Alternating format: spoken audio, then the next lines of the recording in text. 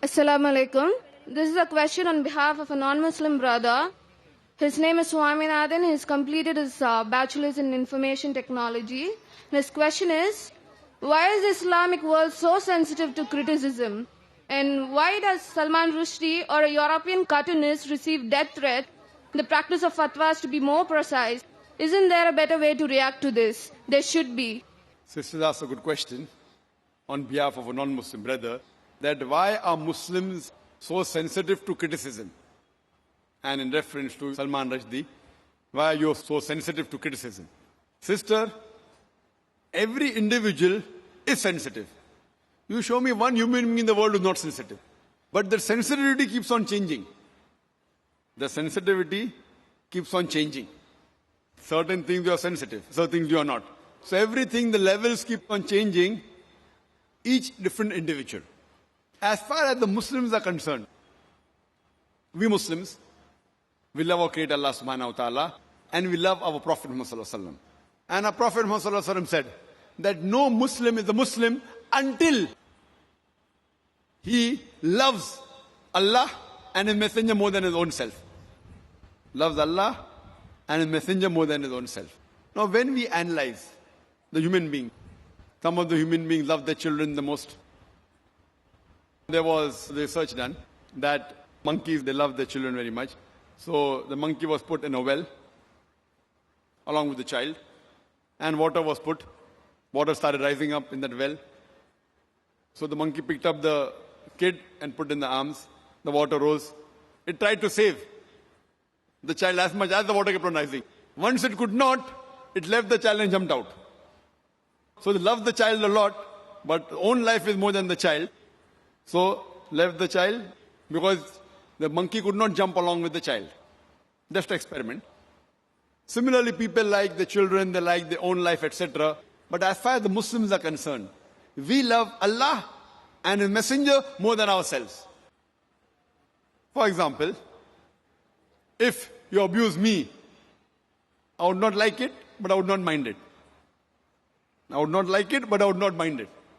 Okay, no problem. But if you abuse Allah and His Messenger, I would feel more hurt. It is not sensitive, it is because they are the closest to me. So to the Muslims, Allah and the Messenger are the closest. Even closer than our children, closer than our wives, closer than our husband, closer than our own life. So that's the reason what you should say. Your question should be reframed. That why do the Muslims love Allah and the Messenger so much? You tell me one human being. You get the human being. If you abuse him, you won't mind. But if you abuse on his mother, he'll get angry. If you abuse in the name of the mother, they get angry. So we love our Allah and our Messenger more than our mother also. So based on these things, the Muslims, they want to clarify. So when Salman Rushdie, being a so-called Muslim in inverted commas, born in a Muslim family, when he wrote book and criticized falsely just for a few, just for money. So that's the reason the Muslims objected. You say, are there any better ways? There are many ways of objecting. I don't agree that all the ways the Muslims objected are right. Many a time they destroy property which is wrong. I don't agree with it. But they are sensitive because it deals with our Creator Allah subhanahu wa ta'ala Messenger. But we should feel bad. But some of them overreact. Some of them took out protest, which were violent, which should not be. Some were peaceful, which is good. Best is to reply. And if you hear my talk on, is religious fundamentalism a stumbling block to the freedom of expression, I have given details. What did Salman Rushdie do? And how did he write the book? And the first country that banned the satanic verses was which country? India. Shri Rajiv Gandhi, at that time was the Prime Minister. He banned that book, Satanic Verses, in India. The first country to ban it.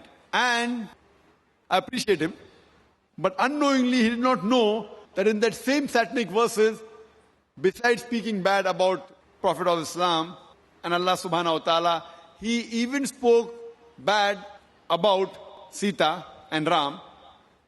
Sri Ram, which people, when they read the book, they may not realize, they just superficially read it.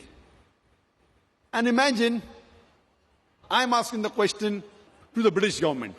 A few years back, there was an American author, writer, who uses a 4-letter word for Margaret Thatcher's policies. Margaret Thatcher's policy. 4-letter word, father, uncle, cousin, king. And they banned him from coming to UK. Why? He uses the 4-letter word. This Salman Rushdie, he uses the same word and makes it active, ing, many times for the British policy, for Margaret Thatcher, and he calls her, you know what, in his book, Maggie the bitch. Now fine. If you say, maybe the Britishers are bold, they wouldn't mind. But imagine if you meet the son of Margaret Thatcher and tell him that Salman Rushdie called you a son of a bitch. What will he do? He will hammer you. So everyone is sensitive depending upon what the sensitivity is.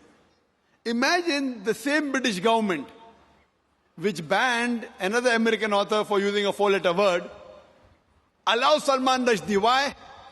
The reason is why? Because he abuses our Prophet Muhammad Sallallahu Alaihi Wasallam. So because he abuses the Prophet Muhammad Sallallahu Alaihi Wasallam, they can digest the same 4-letter word for Margaret Thatcher because he abused the Prophet of Islam. So this is how the policies keep on changing. So what we realize that in Islam, there is freedom of expression, the freedom of speech, but it should not go beyond the limit. It should not hurt anyone. And it should be with proof.